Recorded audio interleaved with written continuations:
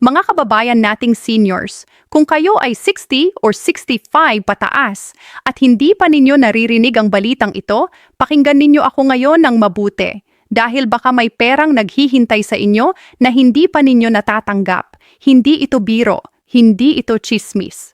Ito ay isang bagay na dapat ninyong malaman bago matapos ang buwang ito ng Marso. Dahil ang mga pagbabago sa inyong mga benepisyo ay nagsimula ng ilabas. At maraming seniors ang hindi pa rin alam na may dagdag na pera para sa kanila. Isipin ninyo ito, kayo ay nagtrabaho ng buong buhay ninyo, nagbayad kayo ng buwis, nagbayad kayo ng kontribusyon sa SSS or GSIS ng maraming taon. At ngayon, nasa edad na kayo kung saan dapat ay pinagtatamasa na ninyo ang bunga ng lahat ng iyong pagsisikap. Ngunit ang katotohanan ay maraming senior citizens sa ating bansa ang hindi nakakakuha ng buo nilang nararapat. Bakit? Dahil walang nagpapaliwanag sa kanila. Walang nagtatabi sa tabi nila para sabihing, "Hoy, may dagdag kang benepisyo dito. Huwag mong palampasin." Ngayong Marso, may dalawang malaking balita para sa inyo. Una, ang 14,000 na bonus na tinatawag na Additional Retirement Benefit. Ito ay para sa mga miyembro ng SSS at GSIS na nakakatugon sa ilang partikular na kondisyon. Pangalawa, ang 1,000 Universal Pension na pinag-uusapan na ng gobyerno bilang baseline na tulong para sa lahat ng senior citizens kahit hindi ka miyembro ng SSS o GSIS. Dalawa itong magkaibang bagay at ngayon ay ipapaliwanag ko sa inyo ang bawat isa ng malinaw at simple tulad ng isang kaibigan na nakaupo sa tabi ninyo sa hapagkainan. Magsimula tayo sa PAW 14,000 bonus. Maraming tao ang nakarinig nito, ngunit hindi nila naiintindihan kung para kanino talaga ito. Kaya, hayaan ninyo akong ipaliwanag. Ang 14,000 na ito ay hindi bago. Ito ay ang tinatawag na 13th month pension o ang annual cash gift na kadalasang inilalabas ng SSS at GSIS tuwing kapistahan o sa particular na bahagi ng taon. Ngunit ngayong Marso, may mga ulat na ang ilang miyembro ay nagsimulang matanggap ang kanilang naitipong additional benefits, kasama na ang retroactive adjustments para sa mga napalampas na bayad noong nakaraang taon. Kaya ang 14,000 na figure na ito ay kumakatawan sa kombinasyon ng inyong 13th month pension, ang inyong cash gift, at sa ilang kaso, ang adjustment na dapat na sana ay natanggap ninyo noong nakaraang taon, ngunit hindi dumating sa tamang oras. Para sa mga miyembro ng SSS, ang 13th month pension ay karaniwang katumbas ng inyong monthly pension. Halimbawa, kung ang inyong buwanang pensyon ay 5,000, ang inyong 13th month ay 5,000 din. Ngunit para sa mga miyembro na matagal nang nag-aambag, sabihin nating 30 or 40 taon, ang kanilang monthly pension ay maaaring umabot ng 7,000 taros hanggang 10,000 o mas mataas pa. Kaya kapag pinagsama ang 13th month at ang iba pang cash benefits, madali itong umabot sa 14,000.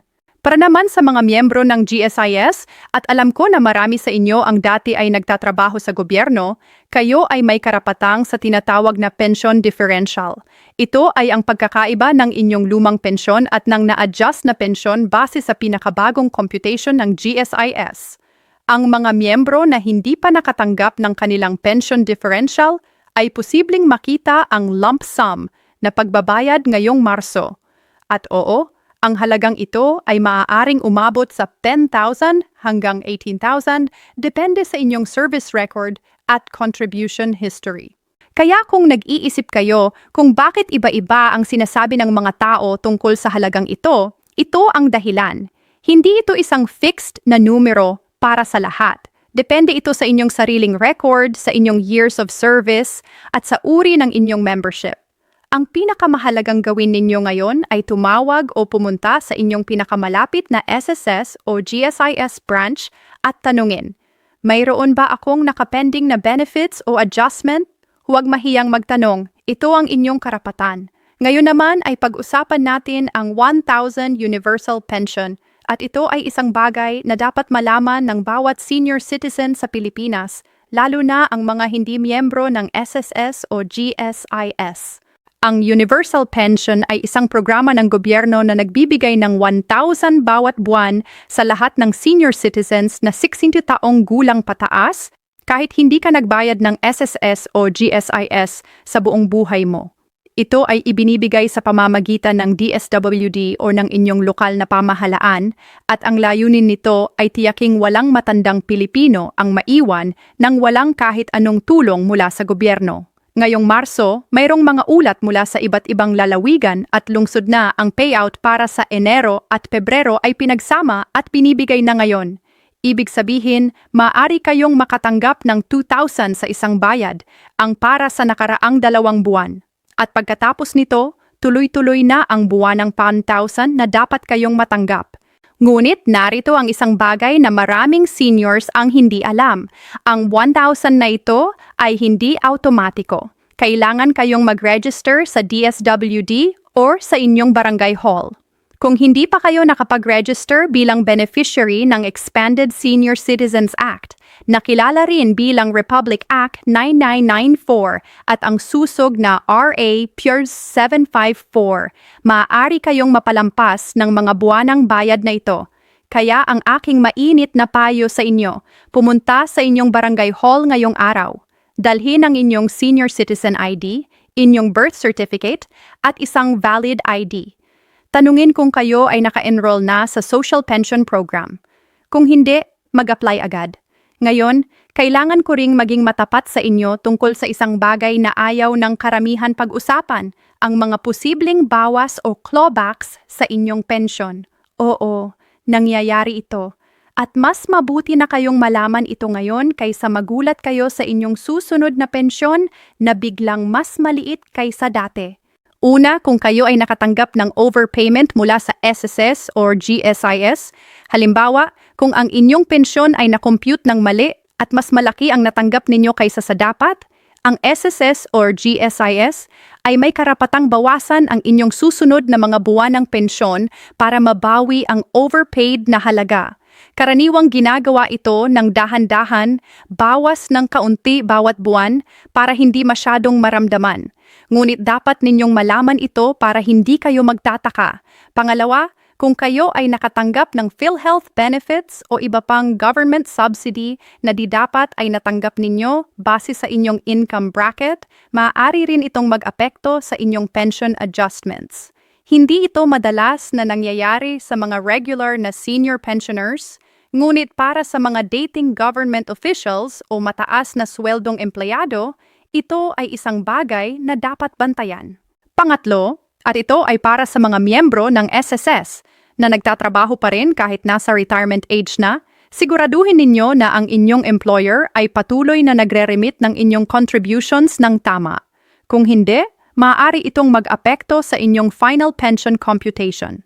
At huwag kalimutan, kung kayo ay 60 taong gulang at nagko-claim ng optional retirement ngunit nagtatrabaho pa rin, may mga panuntunan ang SSS tungkol sa kung magkano ang maaari ninyong kitain nang hindi naaapektuhan ang inyong pensyon. Makipag-usap sa inyong SSS branch tungkol dito. Mga kaibigan, gustong-gusto ko itong bahagi na ito ng aming pag-uusap dahil narito ang mga benepisyo na halos hindi alam ng karamihan. Bilang isang senior citizen na miyembro ng SSS, kayo ay may karapatang sa funeral benefit na nagkakahalaga ng hanggang 20,000. Hindi ito para sa inyo syempre, kundi para sa inyong pamilya. Ngunit maaari kayong magtayo ng letter of authority ngayon para tiyaking alam ng inyong mga mahal sa buhay kung paano ito i-claim kapag dumating ang panahon. Huwag hayaang mawala ito dahil lang sa hindi alam ng inyong pamilya kung paano mag-apply. Mayroon ding tinatawag na sickness benefit. Oo, kahit retired na kayo, kung kayo ay miyembro pa ng SSS at na-ospital ng hindi bababa sa 4 na araw. Maraming seniors ang hindi alam ito at hindi nag-a-apply pagkatapos ng kanilang ospital. Pag-aralang mabuti ang inyong SSS record at itanong kung eligible pa kayo para dito. Para sa mga miyembro ng GSIS, may tinatawag na Policyholders Loan Program at ang Enhanced Conso Loan. Kung kayo ay retirado ngunit mayroon pa kayong nababayaran na utang sa GSIS, maaari itong i-restructure sa mas mababang buwanang bayad. Hindi ito charity. Ito ay isang serbisyo na ibinibigay ng GSIS para tulungan kayong mapangasiwaan ang inyong mga obligasyon kahit nasa retirement na kayo. At para sa lahat ng seniors, SSS, GSIS o wala man, huwag kalimutan ang inyong 20% discount sa lahat ng establishmento sa Pilipinas. Kasama dito ang gamot, pagkain sa restaurant, transportation, at marami pang iba. Ang discount na ito, kung gagamitin ninyo araw-araw, ay katumbas ng libu-libong piso bawat buwan na hindi ninyo kailangang gastusin. Isang tanong na madalas na tinatanong ng mga seniors sa akin, may buwis ba ang aming pensyon? Ang sagot ay simple at maaliwalas. Sa ilalim ng batas ng Pilipinas, ang mga pension at retirement benefits na natanggap mula sa SSS at GSIS ay exempt sa income tax. Ibig sabihin, ang buong halaga ng inyong buwanang pensyon, kahit 5,000, kahit 10,000, kahit 20,000, ay sa inyo yon ng buo. Hindi kailangan pang ibawas para sa BIR, ngunit mayroon isang pagbubukod. Kung kayo ay nagtatrabaho pa rin at kumikita ng karagdagang kita bukod sa inyong pensyon, halimbawa, may negosyo kayo o nagtatrabaho sa isang pribadong kumpanya, ang karagdagang kita na iyon ay maaaring subject pa rin sa income tax depende sa halaga. Ang inyong pensyon mismo ay tax-free, ngunit ang ibang pinagkukunan ng kita ay hindi. Ang magandang balita pa rin dito. Bilang isang senior citizen, kayo ay may karapatang sa personal exemptions at additional exemptions na maaaring magpababa ng inyong tax liability kung may taxable income man kayo. Ang pinakamatalinong gawin ay kumonsulta sa isang accountant o sa BIR mismo kung mayroon kayong mga katanungan tungkol sa inyong tax situation. Alam ko na ang pumunta sa SSS or GSIS office ay maaaring nakakapagod, ang pila, ang init, ang matagal na paghihintay. Kaya narito ang ilang practical tips para makatipid kayo ng oras at lakas. Una, gamitin ang SSS online portal o ang my.sss app sa inyong telepono. Doon, maaari ninyong tingnan ang inyong contribution history, ang inyong monthly pension amount, at kung may pending na benefits kayo. Kung hindi kayo komportable sa teknolohiya, huwag mahiyang humingi ng tulong sa inyong apo o sa isang kabataan sa inyong barangay. Walang kahihiyan doon, ito ay pagiging matalino. Pangalawa, kung kailangan ninyong pumunta sa opisina ng personal, pumunta ng maaga, bago mag-alas 8 ng umaga kung maaari. Dala ninyo ang lahat ng mga dokumento, inyong SSS or GSIS ID, inyong valid government ID, inyong passbook or ATM card para sa pensyon, at isang photocopy ng lahat ng ito. Mas mabilis ang proseso kapag kumpleto ang inyong mga papeles. Pangatlo, kung mayroon kayong reklamo tungkol sa inyong pensyon, halimbawa, hindi dumating ang bayad o mas maliit kaysa dati, huwag lang umuwi ng walang nakuhang resolusyon. Humingi ng complaint form o query form at ipasulat ang inyong concern. Ito ay nagdodokumento ng inyong reklamo at nagbibigay sa inyo ng paper trail na mahalaga kung kailangan pang i-follow up. Bago tayo magpaalam sa isa't isa ngayon, nais ko kayong bigyan ng ilang payong mula sa puso, mga estratehiya para mapakinabangan ninyo ang bawat piso ng inyong retirement income. Una, kung kayo ay may pagpipilian kung kailan mag-claim ng inyong SSS pension, sa edad 60 bilang optional retirement o sa edad 65 bilang regular retirement, pag-isipan itong mabuti.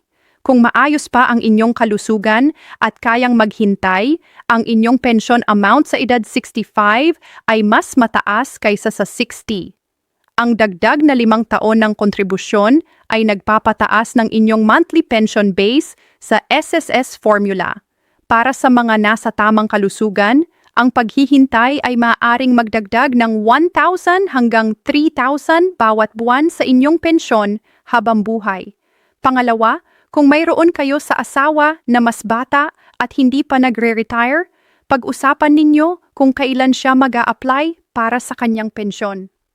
Ang tamang timing ng dalawang pensions ay makapagbibigay sa inyong pamilya ng mas matatag na daloy ng kita. Pangatlo, ito ang pinakaimportante, huwag ninyong hayaang mawala ang inyong benepisyo dahil lang sa pagkakamali sa address, sa hindi updated na contact information o sa hindi na-renew na ID. Bawat taon, i-update ninyo ang inyong record sa SSS or GSIS. Tiyakin na alam ng inyong pamilya ang lahat ng inyong account numbers, ang inyong beneficiaries, at kung saan nakaimbak ang inyong mga dokumento. Mga minamahal kong seniors, kayo ay hindi lang mga matanda. Kayo ay ang pundasyon ng aming mga pamilya, ang mga nagtatayo ng ating bansa noong panahon na hindi pa ito maliwanag, at kayo ay nararapat sa bawat sentimo ng benepisyo na ibinibigay ng ating gobyerno. Huwag kayong mahiyang magtanong. Huwag kayong matakot na mag-claim ng inyong nararapat. Ang 14,000 bonus, ang 1,000 universal pension, ang mga nakatagong benepisyo. Lahat ito ay para sa inyo. Kailangan lang ninyo malaman kung paano ito makuha.